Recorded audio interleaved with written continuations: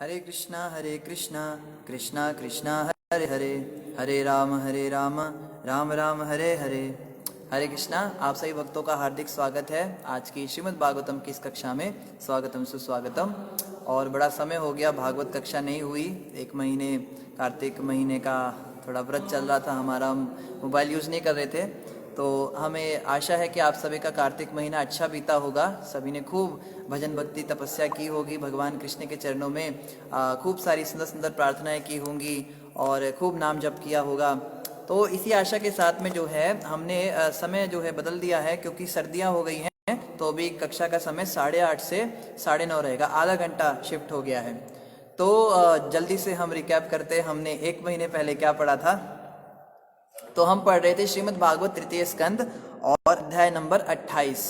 तो ये जो 28वां अध्याय है तृतीय स्कंद का, इसका नाम है भक्ति साधना के लिए कपिल के आदेश। तो भगवान कपिल, जो लोग थोड़ा भूल गए होंगे तो थोड़ी थोड़ी पुरानी यादें ताज़ा करते हैं। बात ये चल रही थी कि भगवान श्री कृष्ण के विषय में जानने के लिए विदुर जी के पास विदुर जी मैत्री मुनि के पास आए। तो मैत्री मुनि जो हैं उनको कथा सुना रहे हैं, और मैत्री मुनि कथा सुनाते सुनाते अलग अलग भगवान के अवतारों का वर्णन कर रहे हैं। इन अवतारों के अंदर जो है एक अवतार कौन सा था, कपिल भगवान का अवतार था। तो उसके विषय में मैत्री मुनि जो है उनको बता रहे हैं। तो कपिल भगवान के पहले तो देखा हमने उनका अवतार कैसे हुआ, कैसे वो संसार में आए, देवहूति माता को किस प्रकार से वरदान मिला। उसके बाद कपिल भगवान ने क्या क्या कार्यकलाप किए, इसके विषय में अभी हम पढ़ेंगे। तो अभी कपिल भगवान अपनी माता देवहूति को उपदेश दे रहे हैं। तो कपिल भगवान बैठे हैं आसन पर और सामने उनकी माता देवहूति माता बैठी हैं। तो उनको वो बड़ी अच्छी अच्छी बातें बता रहे हैं। तो इसी श्रृंखला में कपिल भगवान अब बता रहे हैं कि भक्ति की जो साधना है उसके लिए हमें क्या क्या करना चाहिए। तो हम तो भक्त लोग हैं, हमें भक्ति से ही मतलब है, भक्ति कैसे की जाती है भगवान की, इस विषय में कपिल भगवान बहुत डिटेल में बता रहे हैं। 2-3 श्लोक पीछे गए जिसमें बहुत ही ज़्यादा डिटेल में बताया गया भक्ति ऐसे होनी चाहिए, भक्तों को ऐसा होना चाहिए, ये करना चाहिए, वो करना चाहिए। तो इसी श्रृंखला में आज हम पढ़ेंगे श्रीमद् भागवतम तृतीय स्कंद अध्याय 28 और श्लोक संख्या 43 से हम प्रारंभ करेंगे, 43 से। यहाँ पे बता रहे हैं, जिस प्रकार अग्नि काष्ठ के विभिन्न प्रकारों में प्रकट होती है, उसी प्रकार प्रकृति के गुणों की विभिन्न परिस्थितियों के अंतर्गत शुद्ध आत्मा अपने आप को विभिन्न शरीरों में प्रकट करता है। तो हम देखते हैं अग्नि जो है वो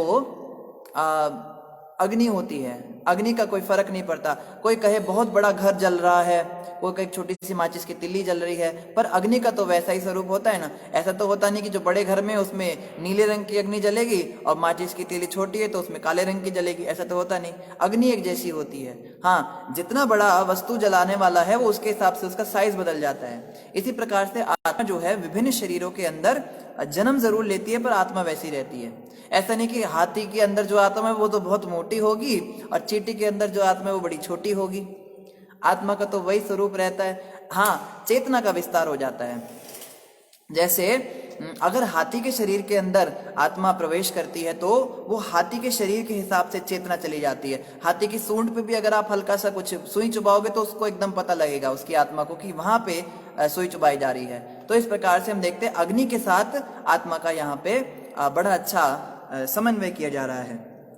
आगे कह रहे, इस प्रकार माया के दुर्लंघ सम्मोहन को जीतकर योगी स्वरूप सिद्ध स्थिति में रह सकता है। यह माया इस जगत में अपने आप को कार्य कारण रूप में उपस्थित करती है, अतः इसे समझ पाना अत्यंत कठिन है। भगवान की माया को समझना बड़ा कठिन कार्य है। भगवान कृष्ण की माया को कौन समझ सकता है।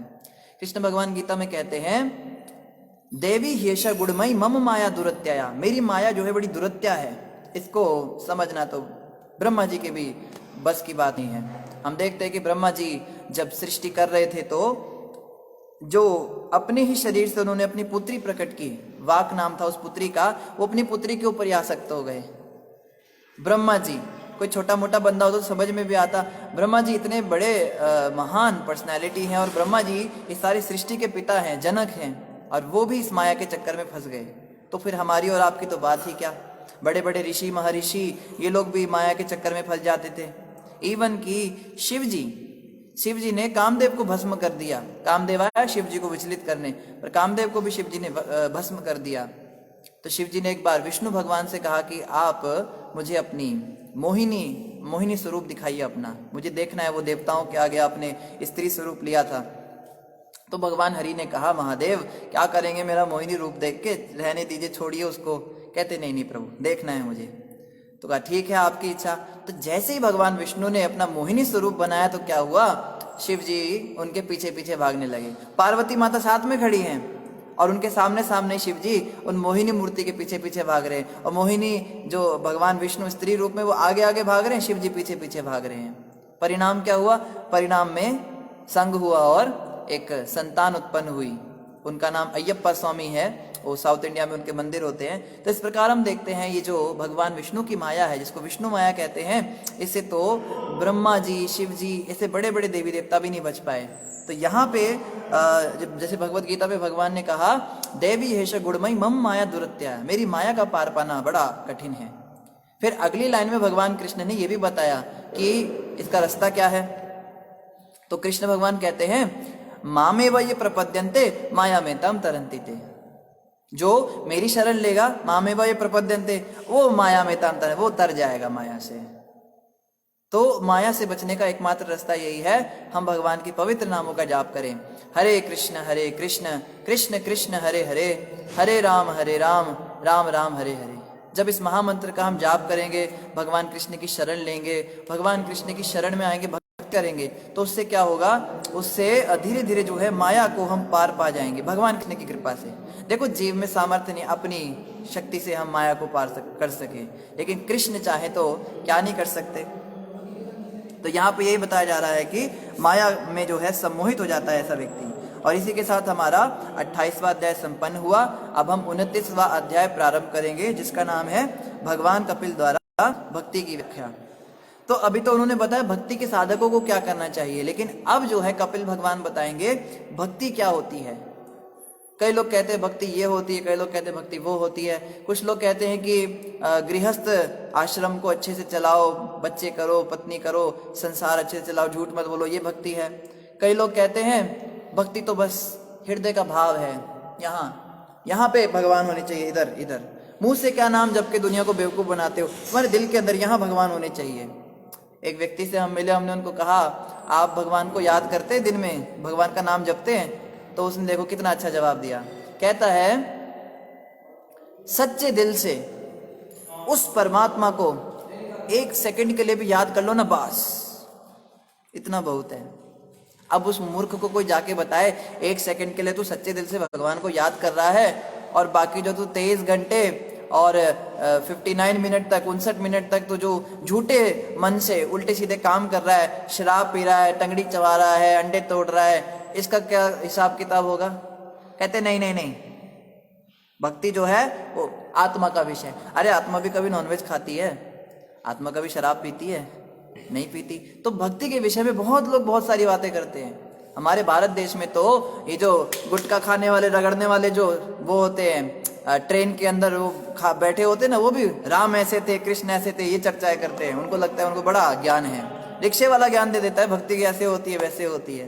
तो हमें इन लोगों की बातें नहीं सुननी। आप अपनी जगह ठीक हो सकते हो, मैं अपनी जगह ठीक हो सकता हूँ, लेकिन हम दोनों एक दूसरे की जगह गलत हो सकते हैं। तो कौन निर्णय करे? भगवान, शास्त्र। तो श्रीमद् भागवत बताएगा कि भक्ति वास्तव में कहते किसे हैं, भक्ति की क्या व्याख्या है, भक्ति कैसे की जाती है। और ये जो चैप्टर है, ये पूरा का पूरा चैप्टर भक्ति के विषय में बताएगा। तो कृपया करके इसको ध्यान से श्रवण कीजिए। इसमें बहुत सारी बातें समझ में आएंगी। हम छोटी छोटी गलतियां अपने जीवन में कहाँ कर रहे हैं, हमारी प्रोग्रेस क्यों रुकी हुई है, हमारी भक्ति आगे क्यों नहीं बढ़ पा रही है, छोटे छोटे नुक्ते यहाँ पे बताए जाएंगे।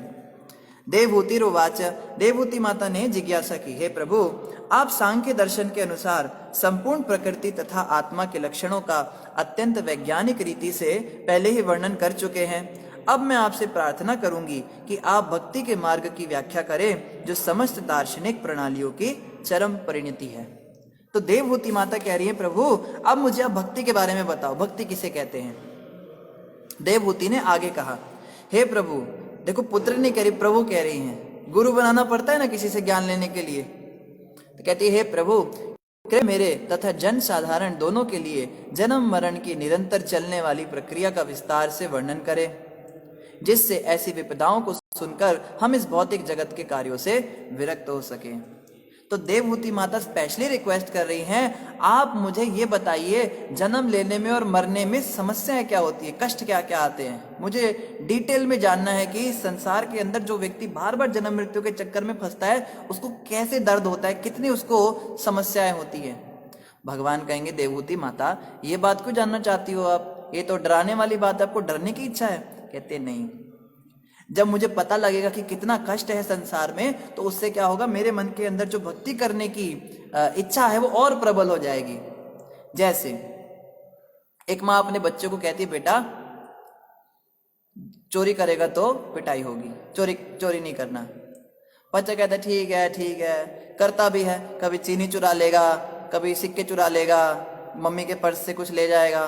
तो माँ देखती है बच्चा समझ नहीं पा रहा है, तो माँ क्या करती है, बेटा चोरी करेगा ना, वो टोपी वाला डंडे मारेगा तेरे को, हाथ पे मारेगा, बड़ा दर्द होगा, बहुत दर्द होता है, वो ऐसे मारेगा और ऐसे करेगा। तो बच्चा बड़ा डर जाता है। तो डराने का क्या, अब माँ क्या उसको डराना चाहती है? माँ चाहती है कि वो मेंटल बैलेंस खो दे अपना बच्चा? नहीं, माँ सोचती है इसको डराऊंगी तो हो सकता है डर के मारे ये गलत काम करना छोड़ दे।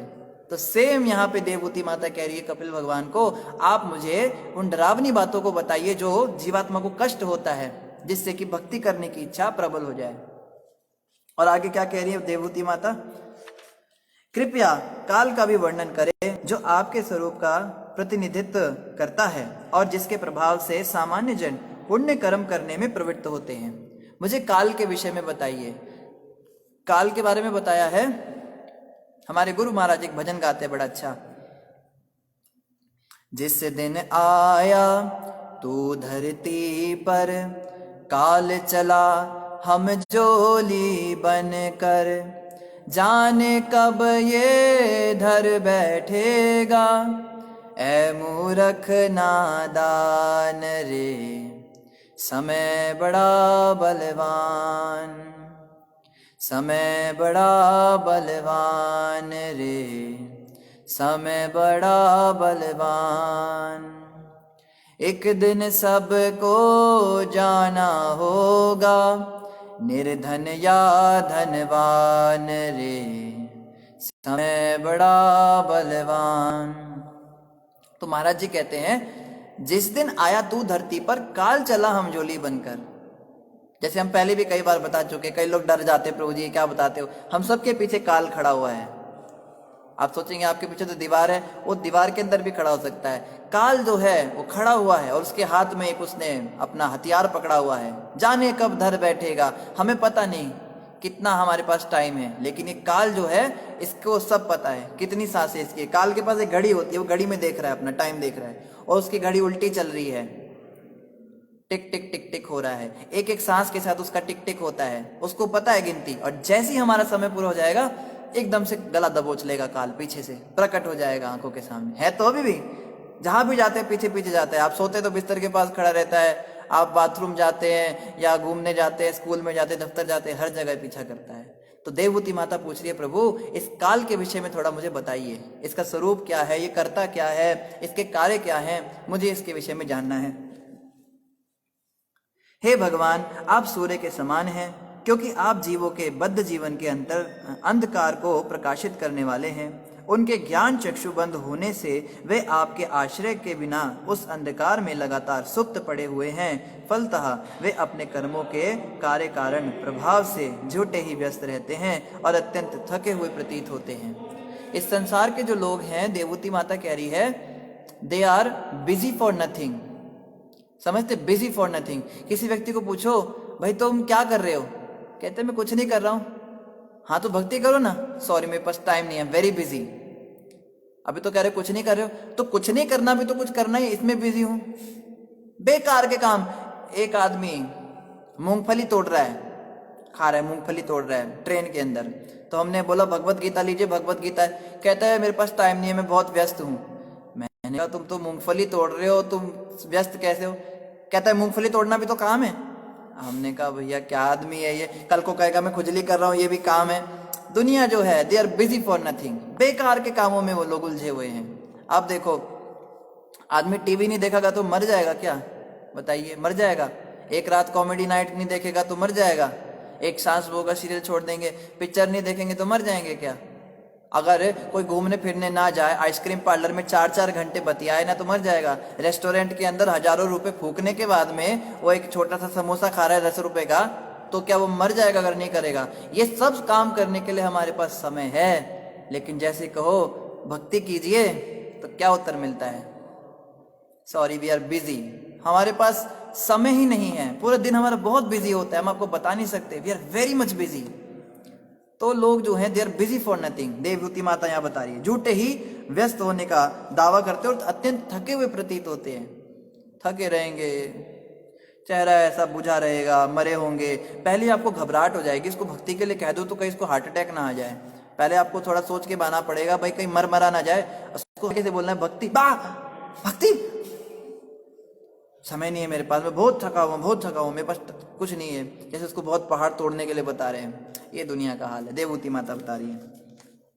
मैत्रेय उवाच, श्री मैत्रेय ने कहा, हे कुरुश्रेष्ठ, अपनी महिमामयी माता के शब्दों से प्रसन्न होकर तथा अत्यधिक अनुकंपा से द्रवित होकर महामुनि कपिल इस प्रकार बोले। तो देवहूति माता के प्रश्न जो हैं ये हुए कि पहले तो मुझे बताइए कि भक्ति क्या होती है, फिर मुझे बताइए कि काल क्या होता है, लोगों को क्या क्या जीवात्माओं को कष्ट मिलते हैं, और ये जो संसार में फंसे हुए लोग हैं they are busy for nothing, तो उनके बारे में भी थोड़ा मुझे बताइए, उनकी क्या गति होगी। तो कपिल भगवान अब उत्तर देंगे, ध्यान से सुनते हैं। श्री भगवानु वाच, भगवान कपिल ने उत्तर दिया, हे भामिनी, साधक के विभिन्न गुणों के अनुसार भक्ति के अनेक मार्ग हैं। कितनी सुंदर बात बोली, कितनी सुंदर बात बोली। ये बात भगवान ही बोल सकते हैं। भगवान कपिल कह रहे हैं हमारी प्रवृत्ति के अनुसार भक्ति की बहुत सारे मार्ग हो सकते हैं। कोई ये नहीं कह सकते कि केवल इस्कॉन वाले ही सही है बाकी सब गलत है। कोई ये नहीं कह सकता कि केवल गौड़ीय वैष्णव सही बाकी सब गलत है। कोई ये नहीं कह सकता कि केवल राधा रमन संप्रदाय ही सही है बाकी सब गलत है। कोई ये नहीं कह सकता राधा वल्लभ संप्रदाय सही है बाकी सब गलत है। कोई कहे निम्बार्क संप्रदाय ही सही है बाकी सब गलत है। ये कहना मूर्खता है। ये बहुत ही निचले स्तर के साधक कहते हैं। हम देखते हैं, लड़ते हैं, फेसबुक पे लड़ते हैं, भक्त लोग लड़ रहे हैं आपस में, समाज में लड़ते हैं, कहते मैं इस सोसाइटी से हूँ, मैं उस सोसाइटी से हूँ, हम उस मंदिर जाते हैं, हम उस संस्था से जुड़े हुए हैं। अरे संस्थाएं हो सकती हैं, सोसाइटीज हो सकती हैं, मगर हम सबका उद्देश्य तो एक ही है ना, कृष्ण प्रेम ही तो चाहिए ना, भगवान कृष्ण को ही तो प्राप्त करना है ना। तो उसके बहुत सारे मार्ग हो सकते हैं। इसको कहते हैं एक समय पर बहुत सारी बातों का सही होना। जनरली बचपन से हमें क्या सिखाया जाता है? यस या नो, ट्रू और फॉल्स। साइंस के अंदर हम क्वेश्चन आंसर आते हैं ना कि is Pluto is a star, is this statement true और फॉल्स? तो हम कहते हैं this is false statement because Pluto is a planet. तो ट्रू और फॉल्स हमें पता है, सही या गलत। पर संसार ऐसा नहीं है। इस दुनिया में एक समय पे बहुत सारी बातें सही हो सकती हैं। तो यहां कपिल भगवान कह रहे हैं साधक की अपनी वृत्ति के अनुसार भक्ति के बहुत सारे मार्ग होते हैं। तो सब अलग अलग जो है, जिसकी जैसी रुचि होती है, हम क्या करते, जबरदस्ती उसको खींच के कहते नहीं तू मेरी सोसाइटी में ज्वाइन कर, नहीं तू हमारे से जुड़, तू हमारे संप्रदाय में आ, तू मेरे गुरु से दीक्षा ले, वो गुरु बेकार है, वो गुरु बेकार है, मेरे गुरु सबसे श्रेष्ठ हैं। ये बहुत ही निचले स्तर की बातें हैं। ये नए नौसिखिए जो नए नए साधक होते हैं वो इस तरह की बात करते हैं, क्योंकि कपिल भगवान ने यहाँ नहीं कहा कि भक्ति का यही डेफिनेट तरीका है। ऑफ कोर्स ये बात याद रखनी है कि संप्रदाय प्रामाणिक होना चाहिए। अगर प्रामाणिक संप्रदाय नहीं है तो फिर तो वो रास्ता गलत है। सही रास्ता वही जो प्रामाणिक संप्रदाय के अंतर्गत। तो प्रामाणिक संप्रदाय 4 हैं, ब्रह्म संप्रदाय, रुद्र संप्रदाय, श्री संप्रदाय और कुमार संप्रदाय। फिर आगे इनकी भी बहुत सारी ब्रांचेस हैं। इनमें निम्बार्क संप्रदाय आता है, वल्लभ संप्रदाय आता है, और राधा रमन संप्रदाय भी आता है, गौड़ीय संप्रदाय भी आता है, इस्कॉन भी आता है, और बहुत सारे और भी ऑर्गेनाइजेशंस आते हैं। लेकिन ये मूलतः इन 4 परंपराओं में होने चाहिए, तो गलत नहीं है। हमें किसी को ये नहीं कहना चाहिए कि तुम्हारे गुरु तो ऐसे ही हैं, वो पता नहीं कहाँ से। अगर प्रामाणिक संप्रदाय में हैं तो वो श्रेष्ठ हैं, उनको ऐसा नहीं कहना। और ये भी नहीं सोचना चाहिए कि काश तुम भी हमारे साथ जुड़ जाओ, उसकी जैसी वृत्ति है वो वैसी ही जगह जुड़ेगा। आप बदल नहीं सकते उसकी वृत्ति को। हम लोग किसी का नेचर नहीं बदल सकते। मैं सोचूं कि सब लोग मेरे जैसे सोचने लगे तो ये हो नहीं सकता। हाथ में 5 उंगलियां होती है ना, ये 5 उंगलियां भी एक जैसी नहीं है, सब अलग अलग हैं। और जबरदस्ती आप हैं उंगली दबा के अंगूठा बना दूंगी, ये वाले जो सिस्टम है ये चलता नहीं है। जबरदस्ती हम कर नहीं सकते। तो जो जिस वृत्ति का है, जो जिस नेचर का है, उसको वैसे ही मार्ग पर जाने की प्रेरणा हो जाती है। तो ये सही है, इसमें कोई गलत बात नहीं है। रस का थोड़ा हो सकता है, उच्च रस कहाँ है, निचला रस कहाँ है। जैसे शांत रस होता है, उसके ऊपर दास्य रस होता है, उससे महान साख्य रस होता है, उससे भी महान वात्सल्य रस होता है, फिर सबसे महान जो है माधुर्य रस होता है। तो इसके विषय में थोड़ा सा चेंजेस आ सकते हैं, लेकिन भक्ति ही, सब भगवान कृष्ण के पास ही जाएंगे। तो आगे क्या बता रहे हैं भगवान कपिल? ईर्ष्यालु, ईर्ष्यालु, अहंकारी, हिंद्र तथा क्रोधी और पृथकतावादी व्यक्ति द्वारा की गई भक्ति तमोगुण प्रधान मानी जाती है। तो मुख्य रूप से भक्ति भी 3 प्रकार में डिवाइड हो सकती है, तमोगुणी भक्ति, रजोगुणी भक्ति और सतोगुणी भक्ति। तो हम कौन सी भक्ति कर रहे हैं? ये किसी ऑर्गेनाइजेशन की ड्यूटी नहीं, किसी गुरु की जिम्मेदारी नहीं है कि अगर हम खुद से ही तमोगुणी भक्ति कर रहे हैं। तमोगुणी भक्ति का लक्षण क्या है? सबसे पहले ईर्ष्यालु, जिस व्यक्ति के मन में ईर्ष्या भरी हुई है। ये मेरे सामने आया था, ये अभी एक जुम्मा 4 दिन हुए हैं, इसको हम 20 साल से यहाँ पे रह रहे हैं, हमें सिखाएगा ये? इसको अभी के अभी बाहर कर दो, पॉलिटिक्स करेंगे, मठ से बाहर निकाल दो, इसको गुरुजी के पीछे पीछे कर दो, इसके नंबर मत बनने दो। ईर्ष्या रखते हैं भक्तों से, भक्तों के प्रति हमेशा ईर्ष्या भावना। ये व्यक्ति ऐसा है, इसमें अच्छा, आपको लगता है ये अच्छा, मैं बताता हूँ ये क्या करता है, बाहर जाके सिगरेट पीता है, ये बताओ, ये भक्त हैं। इस प्रकार से ईर्ष्या भावना रखते हैं, ये तमोगुणी भक्ति है। तो जिस व्यक्ति में ईर्ष्या है वो ये ना समझे कि वो बहुत ऊपर के स्तर पे है। दूसरा अहंकारी, अहंकार से तो कौन बचा है? मैं तो बचा नहीं। अहंकार इतनी खतरनाक बात है, 2-4 श्लोक आ जाते हैं भागवत के बोलने तो आदमी सोचता है मैं तो पहुंच गया, बस दीक्षा हो गई, बस पहुंच गए हम, ब्राह्मण दीक्षा हो गई, पहुंच गए। कोई सोचता है 2-4 फॉलोवर बन गए, 4-5 लोग थोड़े प्रभावित हो गए हमारी कथा सुन के, हमारा दिमाग ही हाई हो जाता है, हम किसी को कुछ समझते ही नहीं है। मेरे साथ भी ऐसा होता है। अहंकार बड़ा सूक्ष्म है, लेकिन ये भी क्या है, जिस व्यक्ति में अहंकार है, भक्ति का अहंकार है, मैं बड़ा महान साधक, मैं 64 माला का जाप करती हूँ, मैंने तो कभी प्याज लहसुन का स्वाद भी नहीं चखा प्रभु जी, चाय, अरे चाय का तो नाम भी लेना हमारे घर में पाप है, इतने महान हैं हम, विनम्रता नाम की चीज नहीं, अहंकार भरा हुआ है। तो आप तमोगुणी भक्त हैं, भक्त हैं आप भी, लेकिन अभी तमोगुणी भक्त हैं। हिंसक, हिंसक मतलब जवाब पे जवाब देने वाले। तुमने ऐसा क्यों किया? अच्छा तुम बड़े स्वामी बन रहे हो, तुम कहाँ से आ रहे हो? हम काशी के ब्राह्मण हैं। अच्छा तुम काशी के ब्राह्मण, हम भी कश्मीर के ब्राह्मण हैं। अच्छा तुम्हें क्या क्या शास्त्रों का ज्ञान है? हिंसा करते हैं, जीवा से हिंसा करेंगे, या मार पिटाई भी कर देते हैं भक्त लोग, कई बार हैं गुंडे भेज देते हैं। मैंने तो यहाँ तक सुना ऐसा भी होता है, साधकों के बीच में गुंडे भेज देंगे और मरवा देंगे, मर्डर करवा देते हैं साधु लोग आपस में, ये सब चलता है। क्या ये भक्ति कर रहे हैं? तो चलो ये भी भक्त कर रहे हैं, कुछ तो कर रहे हैं, मगर ये क्या कर रहे हैं, ये तमोगुणी भक्ति कर रहे हैं। क्रोधी, क्रोधी तो बताने की जरूरत ही नहीं है।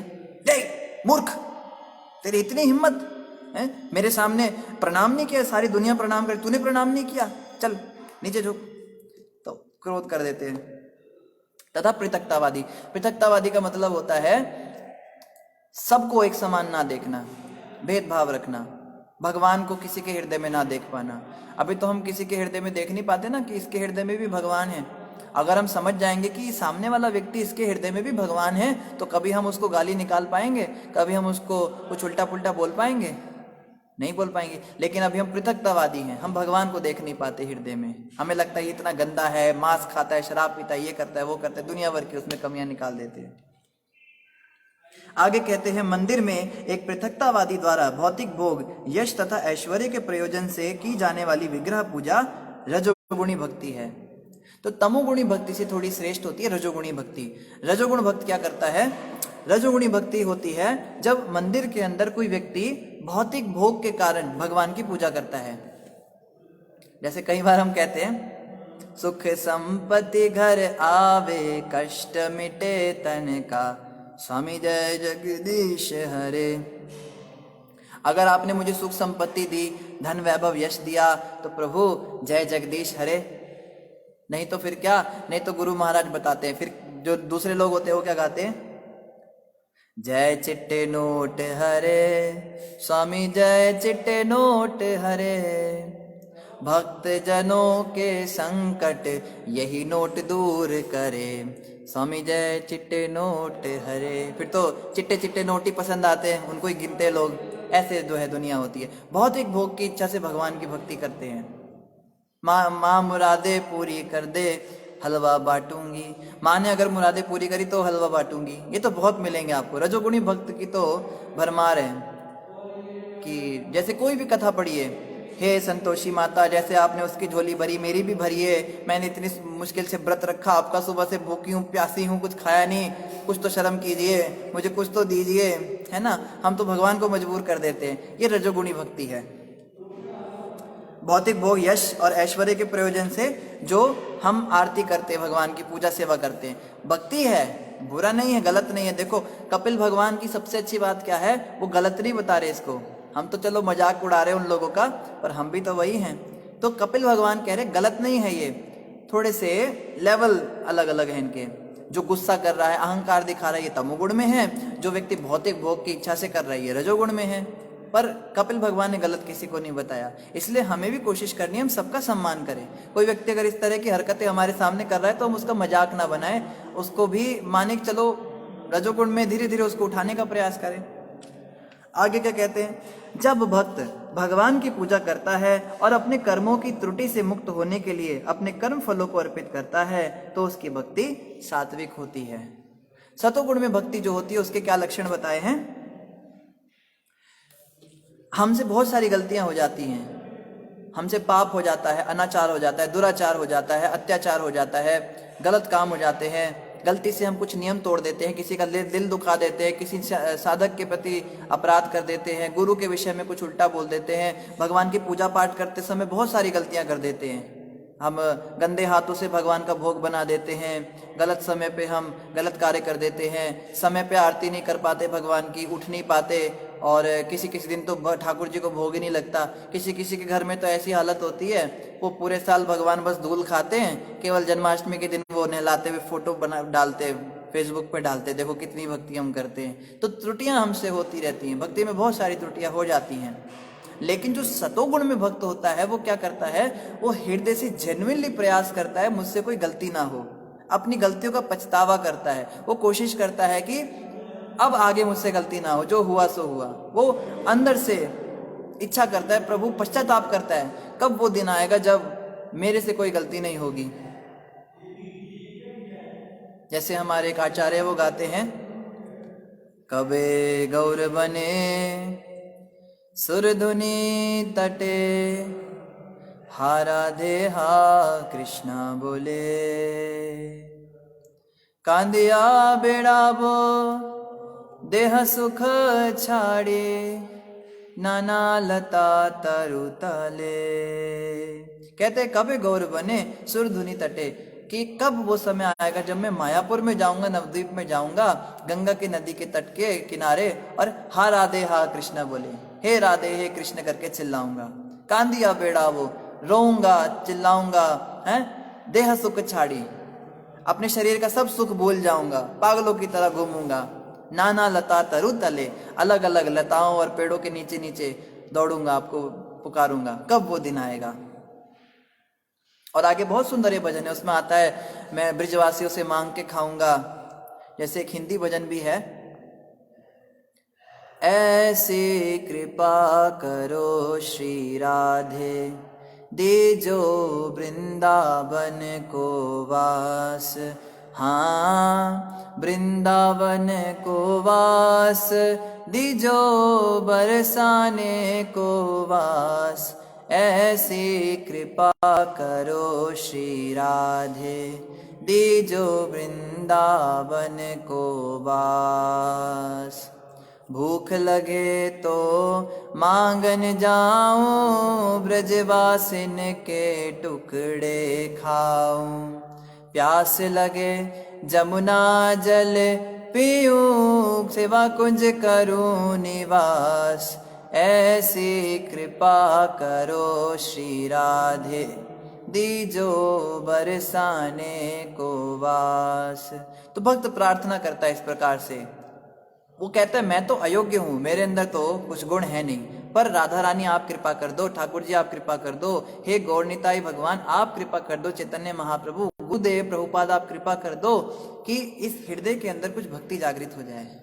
भूख लगे तो मांगन जाऊं, ब्रजवासियों के टुकड़े खाऊं। कभी तो वो दिन आए जब मैं ब्रजवासियों से भीख मांग के उनके टुकड़ों पे पलूं, कभी तो वो दिन आए। आज तो मेरी स्थिति नहीं है, मैं घर संसार में फंसा हूं या फंसी हूं, पर कभी तो वो दिन आए। इस प्रकार से जेन्युइनली हृदय से प्रार्थना करता है कि मैं भक्ति में आगे बढ़ूं, जो मुझसे गलतियां हो रही हैं, पाप हो रहा है, ये दूर हो जाए मुझसे, गंदगी क्यों आ जाती है, समझ नहीं आता क्यों आ जाती है। तो इस प्रकार से अगर किसी की मनस्थिति चल रही है तो वो सात्विक भक्ति में है। सतोगुणी भक्ति वाला व्यक्ति भी क्रोध करता है, अहंकार करता है, निंदा चुगली करता है, ईर्ष्या भाव भी रखता है, लेकिन बाद में पछताता भी है। तमोगुण वाला जो है वो पछताता नहीं, वो सोचता है मैं बहुत महान हूं, मैं तो हूं ही परमहंस लेवल का, मेरे सामने कोई क्या है। जैसे नया नया आता है सोचता है बस हम तो भक्त हैं, बाकी दुनिया में तो सब के सब ठगत हैं, बस हम ही भगत हैं। लेकिन जो सतोगुणी भक्ति वाला होता है वो कर देता है गुस्सा, उसके अंदर है, बट बाद में वो पछतावा करता है, हाय मैंने क्यों गुस्सा कर दिया। ऐसा बताते हैं जब हम क्रोध करते हैं ना किसी के ऊपर, तो हमारे पता नहीं कितने दिनों का भजन नष्ट हो जाता है, 7 दिनों का, पता नहीं 8 दिनों का, ऐसा कुछ होता है। इतने दिनों का जो हरि कृष्णा महामंत्र जपा है सब नष्ट हो जाता है एक बार क्रोध करने से। तो आप सोचिए कितना तो हम भजन करते, कितना हम नष्ट ही कर देते हैं। तो इस प्रकार से वो भावना रख के जब आगे बढ़ते तो वो सतोगुणी भक्ति होती है। और आगे क्या बता रहे कपिल भगवान, जब मनुष्य का मन प्रत्येक व्यक्ति के हृदय के भीतर वास करने वाले भगवान के दिव्य नाम तथा गुणों के श्रवण की ओर तुरंत आकृष्ट हो जाता है तो निर्गुण भक्ति का प्राकट्य होता है। जिस प्रकार गंगा का पानी स्वभावतः समुद्र की ओर बहता है, उसी प्रकार ऐसा भक्तिमय आह्लाद बिना रोक टोक के परमेश्वर की ओर प्रवाहित होता है। तो तमोगुण से श्रेष्ठ है रजोगुण, रजोगुण से श्रेष्ठ है सतोगुण, लेकिन एक गुण ऐसा है जो इन तीनों से श्रेष्ठ है, वो है निर्गुण। कहते हैं ना निर्गुण भगवान निर्गुण है, निर्गुण और न्यारे तुमरे बिन हमरा कोई नहीं। निर्गुण कहते हैं भगवान, भगवान तीनों गुणों से ऊपर है, ना तो भगवान सतोगुण में है, ना रजोगुण में, ना तमोगुण में है।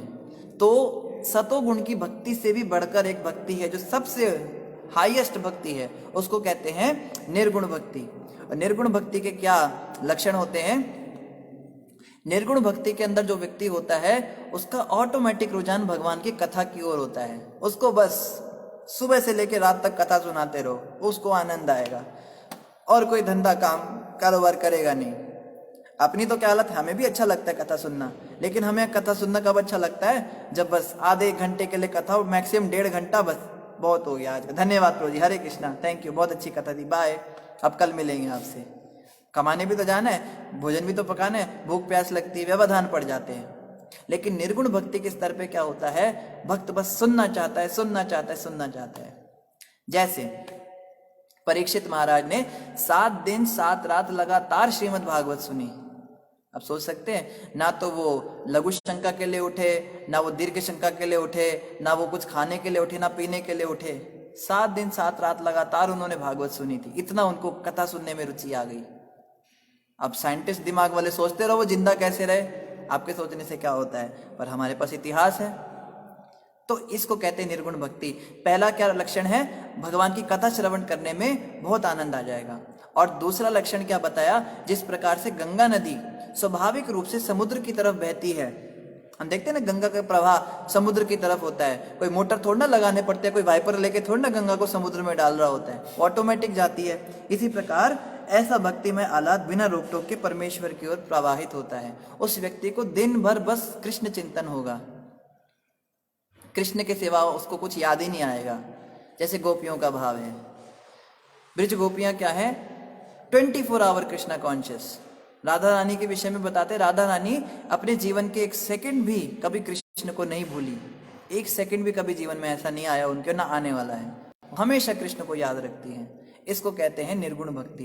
इस स्तर तक जब व्यक्ति पहुंच जाता है फिर वो तीनों गुणों से ऊपर हो जाता है।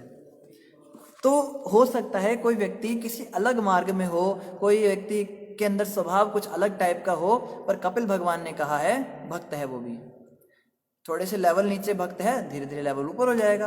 पर हमें किसी को नीचा दिखाना या उसको नाम रखना या ऐसा ऐसा नहीं बोलना चाहिए, किसी व्यक्ति को नहीं बोलना चाहिए। लेकिन ये जरूर बता सकते क्रोध करना, अहंकार करना गलत है, ये जरूर बताना है। ऐसी भक्ति तमोगुणी है, ये अच्छी नहीं है, ये जरूर बताना है। पर व्यक्ति को टारगेट नहीं करना कि तुम खराब हो, ऐसा नहीं बोलना। शुद्ध भक्त सालोक्त, सारिष्टि, सामीप्य, सारूप्य या एकत्व में से किसी प्रकार का मोक्ष स्वीकार नहीं करते, भले ही ये भगवान द्वारा क्यों ना दिए जा रहे हों।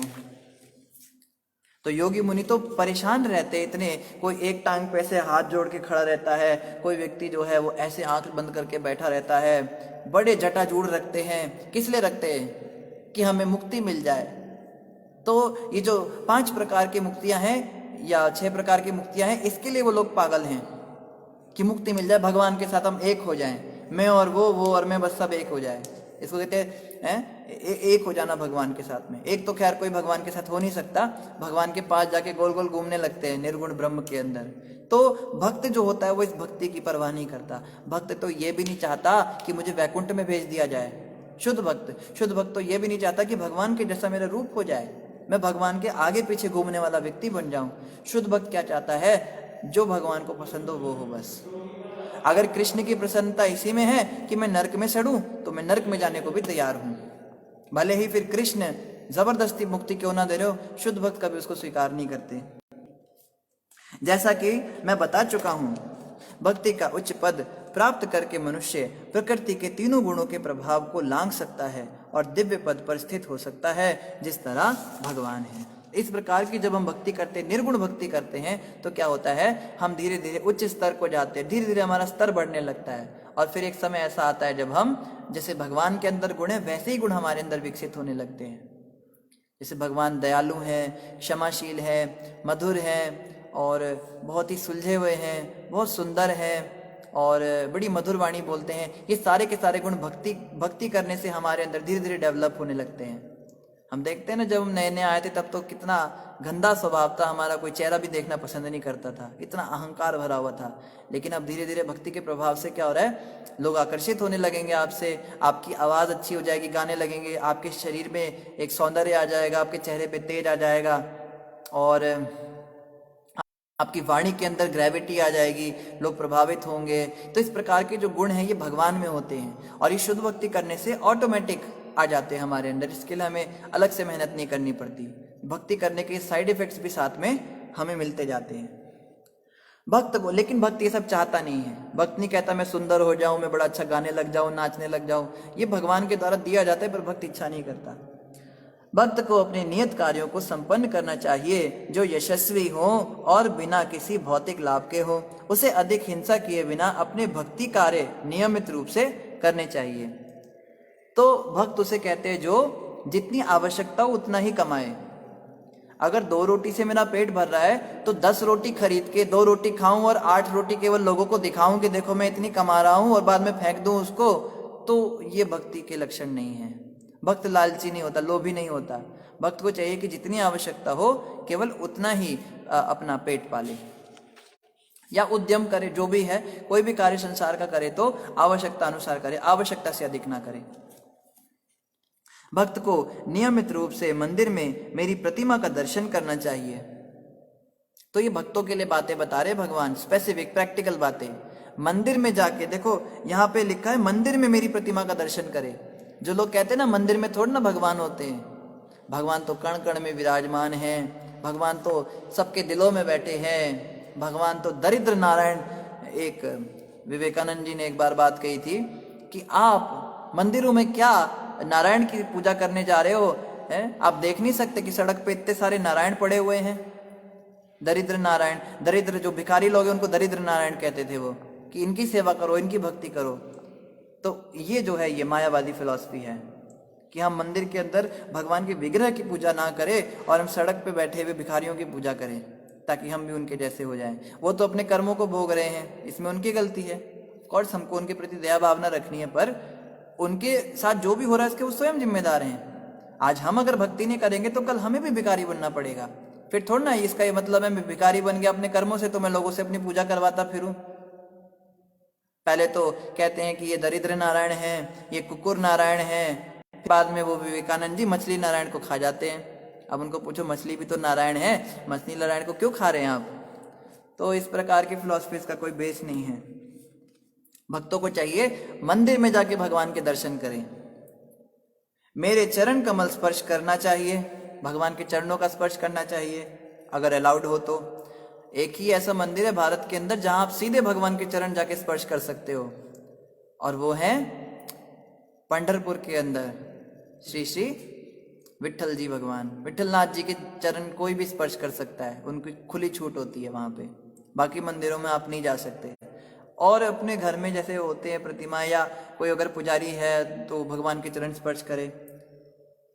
पूजन सामग्री एवं प्रार्थना अर्पित करना चाहिए, हमें भगवान के लिए पूजन सामग्री ले जानी चाहिए। मंदिर में कभी खाली हाथ नहीं जाना चाहिए, कुछ ना कुछ साथ में लेकर जाना चाहिए।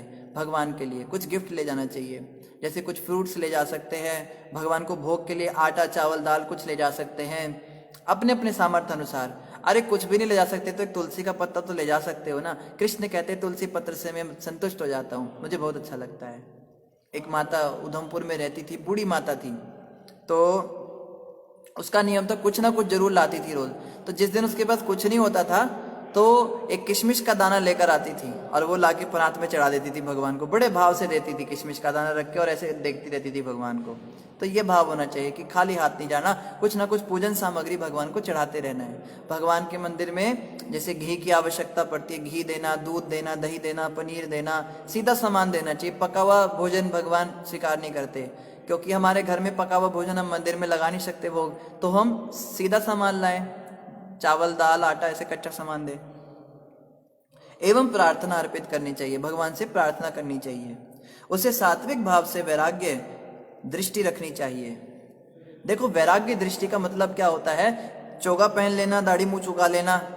माताएं तो दाढ़ी मुंह चुका भी नहीं सकती बेचारी, वो कुछ वो लगा के वो जोगन बन जाएंगी, जोगन बन के घूमना है नहीं। वैराग्य का मतलब होता है संसार से मन को हटाना और कृष्ण चरणों में मन को लगाना। जैसे एक बार ये पंजाब प्रांत के अंदर एक बहुत बड़े संत फकीर हुए, उनका नाम था बुल्ले शाह। तो बुल्ले शाह से एक बार किसी व्यक्ति ने पूछा, ओ पुल्यो रबदा की पाना, बुल्ले जी भगवान कैसे मिलेंगे? तो बुल्ले जी कहते हैं, बुल्ले शाह कहते हैं की पाना, एथो पुटना उथो लाना, इधर से उठाओ उधर लगा दो। वो उस समय पे कुछ गार्डनिंग कर रहे थे, कुछ पौधा लगा रहे थे, तो उन्होंने एक पौधा उखाड़ा, बोला इधर से उठाओ, और उसको दूसरी जगह गाड़ के लगा दिया। क्या मतलब? अपने मन को संसार से हटाओ और कृष्ण में लगा दो। यह है भगवान से मिलने का सबसे सरल तरीका, इसी वैराग्य कहते हैं। और दुनिया भर की आप व्याख्या बनाते रहे। वैराग्य मतलब अलग कमरे में कुंडी लगा के बैठूंगा, जब करते समय बीवी का चेहरा नहीं देखूंगा, बच्चों को नहीं देखूंगा, या इस तरीका है कि मैं तो कहीं चली जाऊंगी, वृंदावन चली जाऊंगी, हफ्ते 10 दिन वहां लगा के आऊंगी। या वैराग्य का मतलब मैं गाजर खाना छोड़ देंगे, चावल खाना छोड़ देंगे, हम लोगों से मिलना छोड़ देंगे। बहुत सारे आप अर्थ निकाल सकते हो। मुख्य अर्थ क्या है? संसार से मन को हटाना और कृष्ण में मन को लगाना। ज्यादा से ज्यादा कोशिश करनी है। जैसे प्रभुपाद जी कहा करते थे, हमें नियमित रूप से उनकी पुस्तकों का अध्ययन करना चाहिए। प्रभुपाद जी बहुत सारी पुस्तकें लिख कर गए हैं। श्रीमद् भागवत लिखा है, श्रीमद् भगवद गीता लिखा है, चैतन्य चरितामृत लिखा है, कुंती महारानी की शिक्षाएं हैं, भक्त प्रहलाद की शिक्षाएं हैं, शिक्षाष्टकम है, महाप्रभु चैतन्य महाप्रभु का संदेश है, बहुत सारी पुस्तकें हैं। तो उनका अध्ययन करने से क्या होगा? कृष्ण से हमारा संपर्क ज्यादा होगा। या कथाएं सुने भगवान कृष्ण के विषय में, तो कृष्ण के साथ संपर्क ज्यादा होगा। कृष्ण के नाम का जाप करें, हरे कृष्ण कृष्ण कृष्ण हरे हरे, हरे राम राम राम हरे हरे। जितने समय हम इस महामंत्र का जाप करते उतने समय कृष्ण के साथ ही हैं।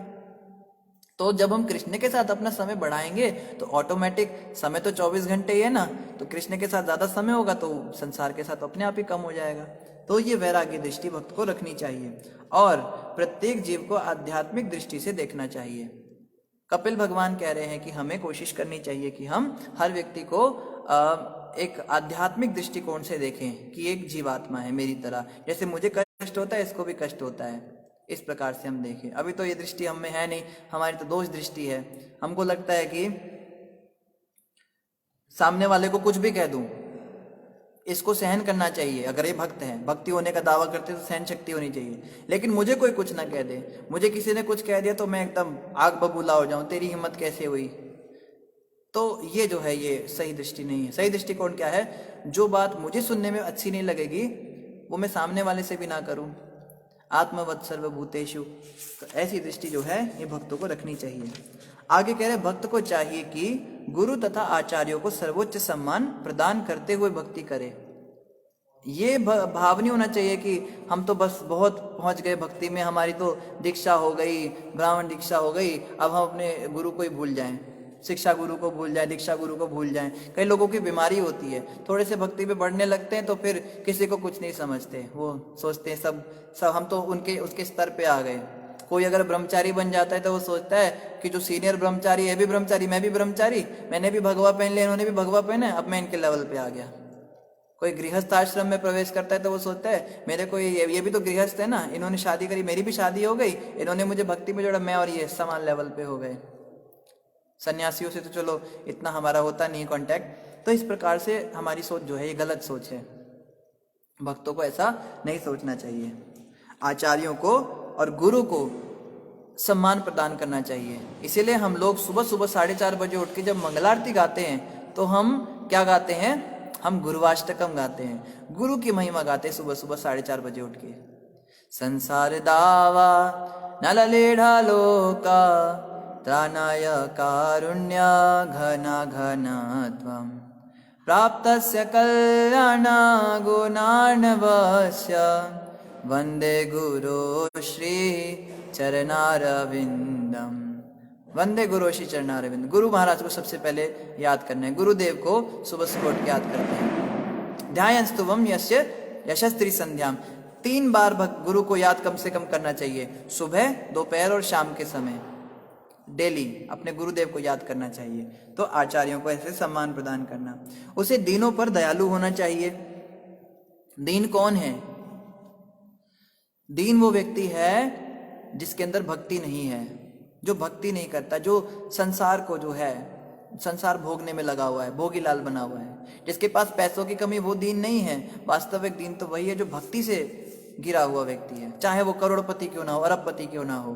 तो ऐसे दिनों पर दया कैसे दिखाएंगे? प्रचार करके। तो कपिल भगवान यहाँ पे कह रहे प्रचार बहुत जरूरी है। भक्तों को चाहिए कि अपनी शुद्धि के लिए प्रचार करे, दिनों पर दया करे, उनको कृष्ण के बारे में बताए, कृष्ण से जोड़ने का प्रयास करे, कृष्ण कथा सुनाए, कृष्ण की पुस्तकें दे। प्रभुपाद जी की पुस्तकों का वितरण करना चाहिए। प्रभुपाद जी कहते थे अगर आप मुझे प्रसन्न करना चाहते हो तो मेरी पुस्तकों का वितरण करो। अभी मैराथन का समय आने वाला है, अभी गीता जयंती का समय आएगा, तो सारे भक्त लोग सुबह सुबह बैग भर के निकल जाएंगे, लोगों को दिखाएंगे पुस्तक ले लो, ये पुस्तक ले लो। लोग सोचते हैं इनके पास पैसों की कमी हो जाती है इस महीने, इसलिए लोग आ जाते हैं हर साल हमारे पास किताबें बेचने के लिए। अरे 10, 20, 30 रुपए अगर आप किताब को दे भी दोगे उनके, दिन में मान लो उनकी 10 किताबें निकल भी गई, 100 रुपये उन्होंने बना लिए, 200-300 रुपये बना लिए। उनके पास क्या इतने पैसे नहीं है कि 200-300 रुपये कमाने के लिए उनको आना पड़ रहा है? ये उनकी दया है, उन भक्तों की दया है जो हमारे पास आकर हमें वो पुस्तकें देकर हमारे को कृपा कर रहे हैं, जो हमें कथा सुना रहे हैं, जो हमें पुस्तकें दे रहे हैं, जो अपना समय निकाल के हमें भक्ति में आगे बढ़ाने के लिए घंटों घंटों हमसे बातें कर रहे हैं। जब हम नए नए आए थे तो हम घंटों घंटों बातें करते थे अपने सीनियर के साथ में, ऐसे कैसे होता है, वैसे कैसे होता है, उनके साथ रात रात भर बैठे रहते थे और वो इतने दयालु हमें समय देते थे। अब समझ में आ रही है वो बातें। ये जो है ये है दीनों पर दया करना। ऐसा हमें भी करना है, जैसे हमारे लिए कोई कर रहा है आगे हम भी करें। और अपनी बराबरी के व्यक्तियों से मित्रता करनी चाहिए। जो भक्त हमारे साथ के भक्त हैं उनके साथ हमें मैत्री भाव रखना, उनसे दुश्मनी नहीं रखनी चाहिए, किंतु उसके सारे कार्यकलाप नियम पूर्वक तथा इंद्रिय संयम के साथ संपन्न होने चाहिए। सबसे जरूरी है पंक्चुअलिटी के साथ होना चाहिए। हफ्ते में 1 दिन तो मंगल आरती कोई भी उठ जाएगा, साल में 1 दिन उठ जाएगा, रोज मंगल आरती उठा तो मानना चाहिए कि ये कुछ सीरियस है। जो रोज जप करे, कहते हैं ना कि प्रभु जी हम कभी कभी जप कर लेते हैं, कभी मैं 12 माला करती हूँ, कभी मैं 4 माला करती हूँ, कभी मैं 18 माला करती हूँ। ये नहीं, कभी कभी वाला सिस्टम नहीं होता। दृढ़ता पूर्वक रोज करे, उसको सीरियस भक्त कहते हैं। जो व्यक्ति सीरियस अगर कहता है खुद को कि वो भक्ति में सीरियस है, तो उसको सीरियसनेस अपनी साबित करने के लिए क्या करना पड़ेगा, नियम दिखाना, कुछ नियम लेना पड़ेगा कि मैं डेली इतना जप करूंगा, सुबह उठूंगा इतने बजे, या इतनी बार आपकी आरती उतारूंगा, बिना आपको भोग लगाए भगवान में कुछ नहीं खाऊंगा। इस प्रकार के जो नियम धारण करते हैं, ऐसे भक्तों को सीरियस कहा जाता है, और इसी के लिए कपिल मुनि यहाँ पर बता रहे हैं। तो आगे हम कल चर्चा करेंगे। तो इन्हीं शब्दों के साथ आप सभी का धन्यवाद। किसी का कोई प्रश्न हो तो आप कमेंट पर पूछ सकते हैं। अंकित बिजलवान जी कह रहे हैं 28 अध्याय पूरे करने पर शुभकामनाएं।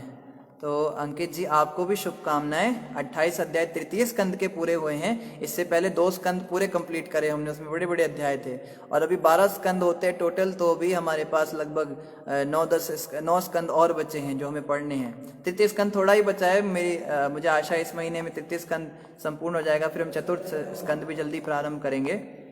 और इसके अलावा आप सभी भक्तों ने हरे कृष्णा लिखा है, वेलकम लिखा है। आप सबको भी मेरी ओर से दंडवत प्रणाम। आप सभी के चरणों में, आप सभी वैष्णव दयालु हैं, हमारा आप सभी प्रणाम स्वीकार कीजिए।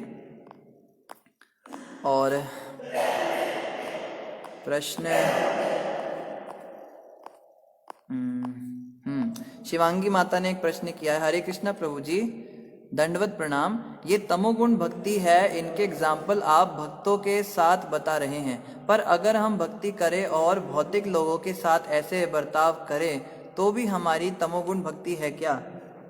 माता, ऐसा होता है कि भक्त को चाहिए कि भक्त समाज में तो कम से कम नियमों की तरह रहे, अच्छे से बन के रहे, जेंटलमैन बन के रहे। लेकिन जो बदतमीज लोग होते हैं, बदमाश लोग होते हैं, चोर होते हैं, उनके साथ अगर हम ऐसा बर्ताव करते हैं ना, तो फिर वो लोग ये नहीं सोचते कि ये साधु है, वो फिर हमें तंग करते हैं। तो अभी हमारा स्तर उतना ऊंचा है नहीं, तो इसलिए हम उनके साथ उनके जैसा आचरण कर सकते हैं, पर भक्तों के समाज में हम जो हैं अच्छे से रहें। वैसे तो यहाँ पे जिस तमोगुणी भक्ति की बात हुई है, उसका मतलब यही है कि आप 24 आवर अगर कभी भी गुस्सा किसी के भी सामने आया, संसारिक व्यक्ति के सामने भी आया, तो इसका मतलब हम तमोगुणी भक्ति के स्तर पर हैं।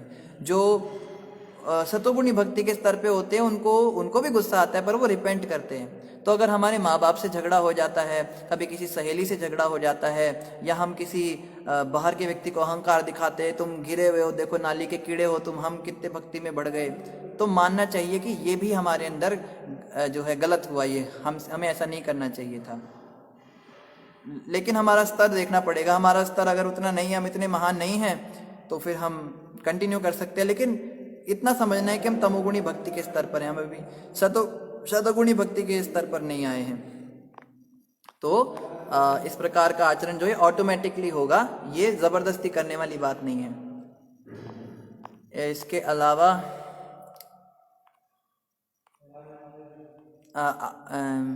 अक्षय पाटिल जी कह रहे हैं हरे कृष्णा प्रभु, दंडवत प्रणाम। 1 महीने के बाद आपका दर्शन हो गए, बहुत ही मन प्रफुल्लित हुआ। अक्षय जी, दर्शन तो भगवान के होते हैं। आप सभी भक्तों का बहुत बहुत आभार है, बहुत प्रेम है, जिसके कारण जो है आप खुद भी आप इतने अच्छे, इसलिए आपको लगता है कि सभी अच्छे होंगे, हम तो इतने अच्छे नहीं हैं। 1 महीने से आपसे कथा सुनने के लिए आज के दिन की राह देख रहे थे। अक्षय जी, हम भी 1 महीने से राह देख रहे थे कब आप सब भक्तों का संग हो पाएगा। आपका बहुत बहुत धन्यवाद, आपके चरणों में बारंबार प्रणाम। शिवांगी माता एक और प्रश्न कर रही है, प्रभु जी भगवान खुद कह रहे हैं कि हमें रोज डीटी के दर्शन करना चाहिए मंदिर जाकर, ये कभी सुना नहीं था पहले। तो माता, आज आपने सुन लिया, पहले नहीं सुना था। तो भगवान ने कहा मंदिर में जाकर श्री विग्रह के दर्शन करने चाहिए रोज, तो ये बात भागवत में भगवान ने कही है। ठीक है, और कोई प्रश्न नहीं है। इन्हीं शब्दों के साथ आप सभी भक्तों का बहुत बहुत धन्यवाद। ग्रंथराज श्रीमद् भागवतम महापुराण की जय, जगत गुरु श्रील प्रभुपाद की जय, गौर भक्त वृंद की जय। तो आप सभी भक्तों से प्रार्थना है, आप लोग रेगुलर रहिए। समय यही रहेगा अभी, सर्दी 8:30 से 9:30 का समय रहेगा। और जो भक्त लोग ग्रुप में ऐड होना चाहते हैं उनके लिए अभी अशोक प्रभु ग्रुप का लिंक भेज देंगे, या वैकुंठ प्रभु भेज देंगे, तो आप ग्रुप में भी ऐड हो सकते हैं मॉर्निंग जपा के लिए। प्रशांत श्रीवास्तव जी कह रहे हरे कृष्णा प्रभु जी, कैसे हो? प्रशांत जी, हम बहुत अच्छे हैं, गुरु महाराज की कृपा से बहुत अच्छा रहा। कार्तिक का महीने में बहुत आनंद आया, भक्तों का संग हुआ, बहुत भक्तों का संग हुआ। डेली दामोदराष्टकम का पाठ हुआ, गोपी गीत का पाठ हुआ, भक्तों ने नाना प्रकार की प्रार्थनाएं गाई और हर दिन कुछ नया ही उत्सव होता था। कभी बीच में दिवाली भी पड़ी थी, गोवर्धन पूजा भी आई थी और बहुत सारे फेस्टिवल हुए, गोपाष्टमी आई, गौशाला में जाके हमने गोपाष्टमी मनाई, गौ माता का पूजन किया। तो हमारा तो बहुत ही अच्छा रहा ये महीना और हमें आशा है कि आपका भी बहुत अच्छा रहा होगा। प्रशांत जी कह रहे डेली कुछ कैसे हो प्रभु जी, प्लीज़ बोलिए। डेली कुछ ना कुछ होता रहा का मतलब है कि जैसे एक दिन क्या हुआ, अचानक से लाइट चली गई तो सब लोग घबरा गए, अब लाइट चली गई तो कैसे प्रोग्राम होगा। इतने में पीछे से दिए आ गए खूब सारे, तो सब दिए पकड़कर भगवान के आगे खड़े हो गए और बहुत सुंदर दर्शन हुए। और एक दिन जो है बहुत सारे बर्तन इकट्ठे हो गए ऊपर लंगर में, तो सफाई करनी थी तो सारे भक्त लोग इकट्ठे हो गए, उन्होंने सब ने मिल के सफाई की वहाँ पर, उनके साथ बड़ा आनंद आया और बड़ी सारी बातें हुई। छोटी छोटी चीज़ें जो हैं वो एक्सपीरियंस की बात होती है, वो शब्दों में तो हम बता नहीं पाएंगे। बहुत आनंद आया। सबसे बड़ी बात तो इंटरनेट से दूर रहे 1 महीने, कोई फेसबुक नहीं, कोई व्हाट्सएप नहीं, कोई फ़ोन कॉल्स भी बहुत कम आती थी, तो बिल्कुल मन एकदम शांत रहा, जप करते रहे, अपना आनंद रहा। तो आप भक्तों का संग की तो कमी थी, आप भक्तों के साथ में मिलना नहीं हो पा रहा था, उसका कारण परेशान भी थे थोड़े, पर चलो अब सब ठीक है। अभी एकदम आनंद से हम डेली कथा करेंगे, डेली कथा सुनेंगे, प्रयास करेंगे गुरु वैष्णवों की कृपा से। तो आप सभी के चरणों में बारंबार फिर से प्रणाम। राधिका रानी माता जी आपको भी हरे कृष्णा।